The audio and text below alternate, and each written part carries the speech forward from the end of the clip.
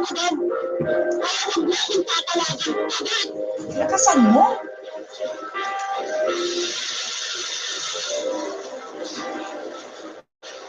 Ito.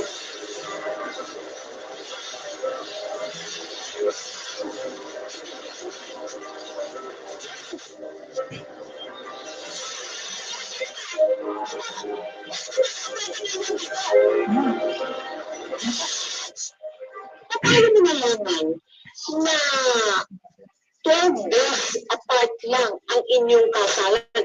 Kinasal ka pagkatapos ng 12 araw, susunod naman ang pinakasalan niya. Paano mo nalaman nga po? Siyak na po, Kapita Mary, kasi sabi ko, hindi po pwede nangyari yun. Bakit kapakakasalan, ikasalan sa akin? Ilipat ko siya sa ito yung kayo, kinasal kasi. Ilipat mo ang tulog sa drum sa kanya. Yun po, sabi niya, ganitong araw daw po. So, sa isip ko, tinatampo kong ilang araw yung pagitan namin. Malaman ko po na 12 days na pala yung pagitan. Tapos sabi ko sa kanya, kahit na isipang pagkasya ko, sabi ko sa kanya, kahit na ilang beses kang pakasunod.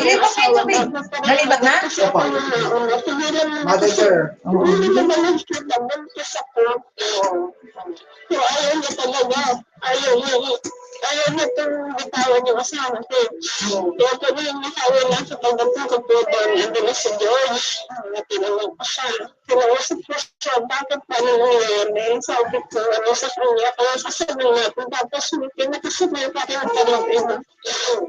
Saan po? Ano na naging set up ninyo ni George? Parang niya, simula po rin, nataklasin ko na pinakasimula na po yung babae. Bali po, kunyari po, ngayong araw na po, pauwi sa akin yung asawa ko, pinagpasasin po. Ano yun ba? Anong gano'n? Ano yun? Pero naman tungkol doon sa po na nagpangaya ka na, pinabayaan mo na yung sa bets niya, di ba? Kasi, nung gano'n na po yung set up ko na umuwi, sa atin umuwi, hindi ko nakati na kami sa lahat. Minsan po nagigis na po yung asawa ko na naiyak siya sa gabi, tapos minsan sinasabi niya, sorry, hindi ka sinasadya. Parang sabi ko, parang walang katahimikan yung buhay namin. Nanginak ako sa ano ko, ganun ba yung kagigis na yung buhay? Mabuling pamilya na yung kagigis na niya. So, paano ba magdala? tapos nakikita ko yung asawa ko na parang hihirapan din siya sa sitwasyon. Kaya sabi ko, ako naman magpaparaya. Kinausap ko yung asawa ko. Sabi ko sa kanya, kung hindi mo kaya iwan yung babae na yun, sige ako na iiwan mo. Kasi hindi anak natin kasi 8 months po kung gantos yun. Pagkatapos magpangalaw nila, Claire, isa ngayon niya ang anak nila ni George at itinaguyod na itong mag-isa. Makalipas ang ilang taon, nakipagsapalan si George sa Paris.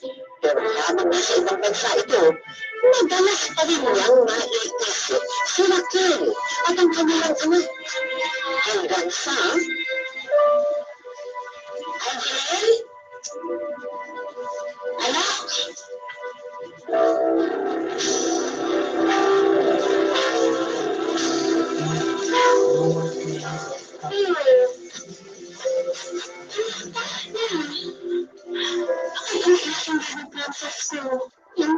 Pwede po kasi ng mga parents ko, wala po akong papa. Wala po akong papa naman. Kasi po sa mga, kasi po ang papa ko. Pero naglasin siya sa papa. Pagkita naman ako na tayo. Sana naman tayo. Masasarap lang ko kung dapat po ang pagpapahala. Katulad kasi mga kailan ko. Ang pagpapahala. Ito naman, ang bata may papa o mama. Kahit karoon, pwede pa rin naman maging masaya. Katulad natin, kahit dalawa lang tayo. Hindi pa lang tayo, ha? Hindi ko lang, hindi ko lang. Alam ko. Kaya ano ba ng araw? Magiging ang nagtrahan. Pero, ang tingin anak, magandang ha. Baby princess kita for ever and ever. Ay, kasi mo. Ang ako, nangyayari talaga sa akin, ha? Kasi masaya ka, ha? Yes, I'm ready to. Kasi mo, yes, ang talaga.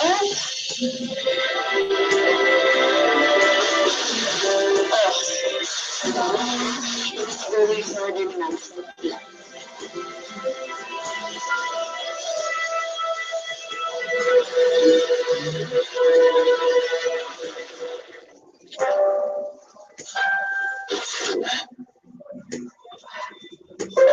Anong ginagawa mo dito? Saan ka nakasabi ka na? Pabalik ko lang.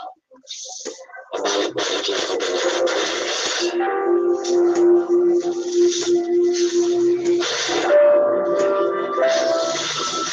Salamat. Mama, sino pa yung kausap niya?